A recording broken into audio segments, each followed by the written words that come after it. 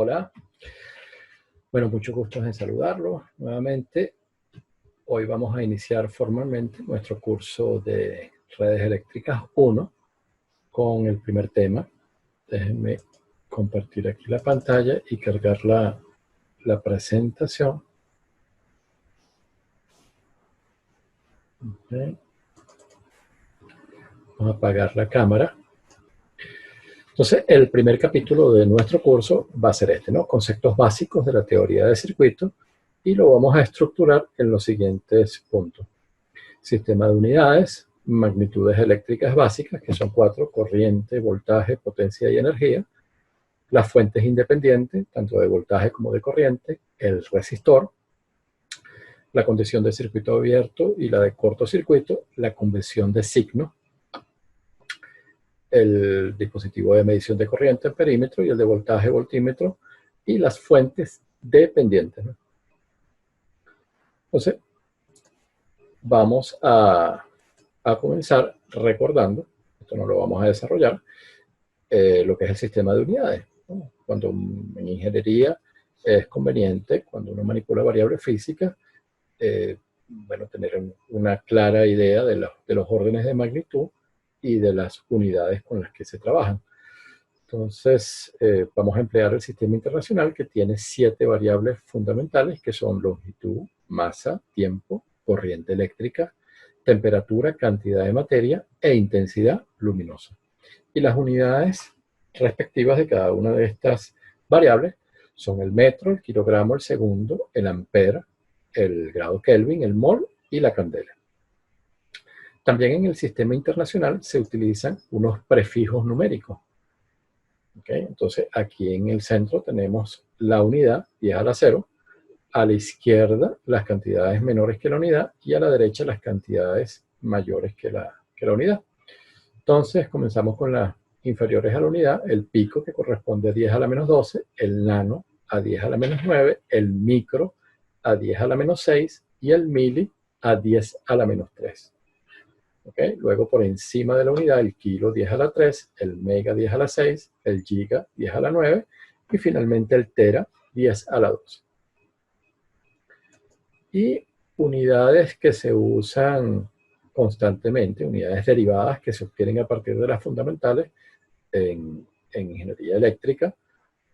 Tenemos la variable frecuencia, fuerza, carga eléctrica, energía o trabajo, potencia, voltaje, resistencia, conductancia, que es el recíproco de la resistencia, capacitancia, flujo magnético e inductancia. ¿Okay? Entonces, estas son variables que aparecen con frecuencia en la ingeniería eléctrica, ¿no? En aplicaciones de electricidad. Aquí a la derecha, en esta columna central de la tabla, aparecen o tenemos las unidades.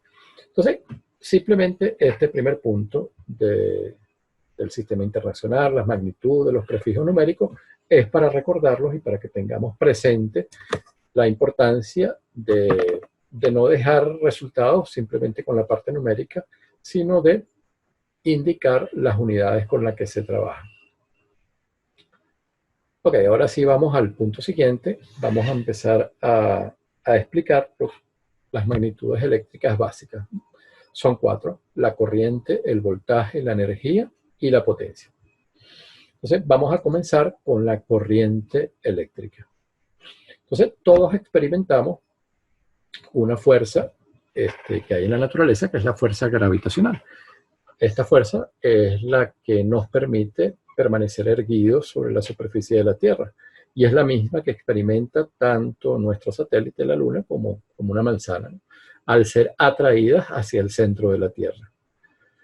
Otra fuerza que aparece en la naturaleza es de origen eléctrico, pero a diferencia de la fuerza gravitacional, que es una fuerza de atracción, esta fuerza eléctrica tiene tanto una naturaleza repulsiva como una naturaleza atractiva, y está vinculada a la carga y al signo de la carga eléctrica, ¿no? Entonces, cargas que tienen signo igual se repelen, y cargas que tienen signo contrario se atraen. Y para entender un poquito mejor qué es lo que ocurre con la carga, tenemos que recurrir a la teoría fundamental, ¿no?, de la materia, que establece que la materia está constituida por unas partículas básicas que son los átomos. Y los átomos, a su vez, están constituidos por un centro que contiene las partículas de los protones y los neutrones, y orbitando alrededor de ese núcleo están dispuestos los electrones. Cuando el número de electrones coincide con el número de protones, decimos que el átomo tiene carga neutra. ¿Y eso por qué? Porque a los electrones se le atribuye carga negativa y a los protones carga positiva. Entonces, en un átomo con la misma cantidad de estas partículas, él está eléctricamente neutro. Ahora bien, si el átomo cede electrones, él se va a volver positivo, ¿no?, porque tiene menos electrones. Mientras que si gana, obtiene electrones, él se va a hacer negativo. Entonces, por esta ganancia o pérdida de electrones, es que nosotros definimos de alguna manera el signo de la carga eléctrica. Con un poquito más de detalle, podemos definir la carga eléctrica como la propiedad intrínseca de la materia, responsable entonces de los fenómenos eléctricos. Y la cantidad de carga la vamos a expresar a través de esta notación, ¿no? Vamos a usar la letra Q. Y la misma puede definirse en términos de la carga de un electrón. Y la carga de un electrón es este numerito aquí bastante pequeño, menos 1.602 por 10 a la menos 19 coulomb. El signo menos, porque al electrón se le atribuye una carga eléctrica con ese signo, ¿no? Recuérdense que la cantidad o la variable que nos interesa describir, la variable eléctrica, es la corriente, ¿no? Simplemente estamos preparando el terreno para eso. Vamos con una definición que es la de circuito eléctrico. Un circuito eléctrico es una interconexión de componentes o elementos eléctricos que se unen entre sí en una trayectoria cerrada, ¿no?, en un camino cerrado. Y su propósito, el del circuito eléctrico, es mover o transferir cargas. Entonces, por ejemplo, aquí tenemos una batería, un bombillo y un interruptor. Entonces, cuando el interruptor está activo, podemos transferir carga a lo largo de todo este circuito. ¿Okay? ¿Por qué? Porque hay un camino cerrado. Un camino por donde puede transitar, puede moverse la carga eléctrica. Aquí a la derecha está el esquema circuital que uno emplea para referirse a los componentes que están a la izquierda. El símbolo aquí de la batería, el símbolo del interruptor y finalmente el símbolo del receptor, que es la lámpara, ¿no?, el bombillo. Y un camino cerrado dado por el conductor que permite el movimiento de las cargas. Bueno, entonces, ya con esto podemos definir la cantidad que nos interesa, que es la corriente eléctrica. Entonces, ¿cómo definimos la corriente eléctrica? La corriente, entonces, es la razón de cambio de la carga con respecto del tiempo. Es decir, es la derivada de la carga con respecto del tiempo. Entonces, esta expresión que tenemos acá es la que nos va a servir, entonces, para definir matemáticamente la corriente eléctrica. Razón de cambio de la carga. Un punto importante es esta convención del signo. ¿Cuál es el sentido de movimiento de las cargas y por ende de la corriente eléctrica? ¿Cómo fluye la corriente? Entonces, el flujo real, déjenme recuperar mi cursor, el flujo real es el flujo de electrones. Y el flujo de electrones es desde el terminal negativo de la batería hasta el terminal positivo. Pero, por un error que ocurrió históricamente, el sentido que se asume, y cuando uno trabaja con circuitos y está analizando circuitos eléctricos, el flujo que le atribuye la corriente es lo que se llama el flujo convencional, que es del terminal positivo al negativo. Es como si se movieran los protones, cuando en realidad nosotros sabemos que los protones están confinados dentro del núcleo. Y el movimiento, el fenómeno eléctrico de corriente, se da es por el desplazamiento de los electrones. Pero sin embargo, les repito, nosotros cuando trabajemos con circuitos, el sentido que vamos a dibujar, que le vamos a atribuir a la corriente, es el que se llama sentido convencional, que va del terminal positivo al negativo, que es contrario, les repito, al flujo real de corriente o corriente electrónica, que es el de los electrones, que se va del terminal negativo al positivo. Entonces, en definitiva, aquí nos quedamos con que la la corriente es la razón de cambio de la carga y que el sentido que le vamos a dar a la corriente es el de la corriente convencional que va del terminal positivo al negativo de la batería. Ok, entonces sabemos que la corriente es la razón de cambio de la carga. Si queremos obtener la carga, bueno, sabemos que debemos integrar. Entonces la carga va a ser la integral entre menos infinito y un instante de tiempo t de la corriente. Y esta integral se puede dividir en dos. Una que va de menos infinito a 0 y la segunda de 0 a t. La primera integral nos da lo que es la carga en el instante 0, ¿no? La carga inicial. Y la otra integral, bueno, nos da cómo evoluciona la carga con respecto del tiempo. Un comentario aquí de matemática. Aquí se emplea una letra, la letra tau, y esta tau aquí juega el rol de una variable muda. Es simplemente para evitar lo que sería, porque la corriente depende del tiempo, pero aquí uno no coloca I de t, diferencial de t, para evitar esta incomodidad de cuando aplica el teorema fundamental del cálculo, decir que algo que depende de t lo va a evaluar en t. Entonces, se incorpora una variable que se llama variable muda, que en este caso ese rol lo está jugando aquí la variable tau. Entonces, aquí en resumen, lo que nos interesa son estas dos expresiones que aparecen aquí enmarcadas en la parte inferior. Entonces tenemos la corriente, que es la razón de cambio de la carga, la derivada, y la carga, que es la integral de la corriente. Si la corriente es 0 antes del instante t igual a 0 de tiempo, entonces esta carga inicial va a ser 0.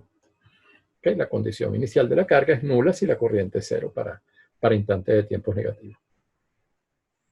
Vamos a ver un par de ejemplos donde manipulamos estas expresiones matemáticas. Aquí tenemos el primero.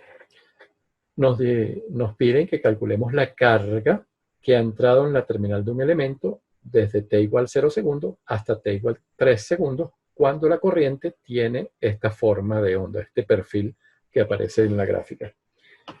¿Cuál es la terminal del elemento? Bueno, aquí en este esquema tenemos nuestra fuente de voltaje, el sentido convencional de la corriente, fíjense que va del terminal positivo al negativo, y estamos interesados en calcular cuál es la carga que ha entrado en este elemento, en este dispositivo, en este componente del circuito eléctrico. Cuando él recibe la corriente I dada por este perfil. Entonces, como tenemos la corriente, para calcular la carga debemos integrar. La corriente es 0 antes de t igual a 0. Entonces la carga inicial, aquí en nuestra fórmula, va a ser nula. Simplemente vamos a utilizar la integral. Entonces tenemos la integral de 0 a 3 porque ese es el intervalo de tiempo que estamos considerando, pero entre 0 y 3 nosotros podemos picar la integral en dos. Una que va de 0 a 1 cuando la corriente es constante y otra que va de 1 a 3 cuando la corriente tiene un comportamiento lineal. Entre 0 y 1 el valor de la corriente es 1 y entre 1 y 3 si ustedes calculan la ecuación de la recta, háganlo por favor, les va a dar que la expresión matemática de este trozo aquí de recta es t, simplemente. ¿Ven? Ustedes se dan cuenta, tienen dos puntos, pueden calcular la pendiente y luego la ecuación de la recta con un punto y la pendiente. Resolvemos estas dos integrales. La primera es la integral de la constante 1, que es t, y la segunda es la integral de t, que es t al cuadrado entre 2. Evaluamos en los límites de la integral, como especifica el teorema fundamental del cálculo, y el resultado numérico es que la carga que ha recibido el elemento, este resistor, en este lapso de tiempo de 0 a 3 segundos, corresponde a 5 coulomb. Ok, vamos con otro ejemplo, que es muy similar a este, pero presenta una variante que es interesante desde un punto de vista conceptual, para que se den cuenta de lo que está ocurriendo. Ahora es el mismo circuito, pero la corriente ha variado su forma ligeramente. Tenemos nuevamente el comportamiento constante, pero ahora se extiende hasta 2 segundos. Y a partir de 2 segundos tenemos un comportamiento lineal descrito por esta recta, ¿verdad?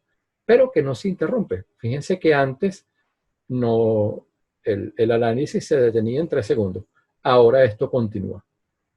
Es por eso que cuando calculamos la carga, nosotros ahora colocamos el tiempo inicial, que es 0, que ese está claro, pero el tiempo final es variable, es un tiempo t, genérico. Entonces, ahora sí colocamos la variable muda, que es que su presencia es más por elegancia matemática, ¿no? Que no teníamos necesidad de hacerlo antes, ¿no? Antes no teníamos necesidad porque el intervalo de tiempo estaba definido para números constantes. Y por eso podíamos colocar aquí I de t diferencial de t. Pero ahora, como el límite integral superior es variable, sí es necesario recurrir a la variable muda tau. Entonces, ahora picamos nuestro intervalo de integración, este genérico de 0 a t, en dos. Uno que va de 0 a 2, cuando la corriente presenta el comportamiento constante, y otro que va de 2 a t, cuando tiene el comportamiento lineal. Aquí nuevamente los invito a que calculen la ecuación de la recta. ¿Okay? Tenemos dos puntos, el punto 2, 1 y el punto 3, 2. Con eso calculan la pendiente y con cualquiera de los puntos y la pendiente, la ecuación de la recta, que la expresamos en términos de tau. Aplicamos el teorema fundamental del cálculo. Bueno, primero integramos, luego aplicamos el teorema fundamental del cálculo y ahora la expresión resultante no es un número constante, es una expresión que depende de t. Entonces, la carga tiene un comportamiento cuadrático y es lógico porque estamos integrando un comportamiento lineal. Entonces, la gráfica de la carga va a ser una parábola. Entonces, vamos a detenernos en este punto para que no salgan videos de muy larga duración, que sean más manejables por ustedes. Y en el próximo, entonces, vamos a continuar describiendo las magnitudes físicas eléctricas restantes, ¿no? El voltaje, la potencia y la energía, y otros puntos que están presentes en este primer capítulo. Ok, entonces prendo la cámara para despedirme de ustedes. Entonces, mucho gusto. Les deseo que tengan entonces un excelente día.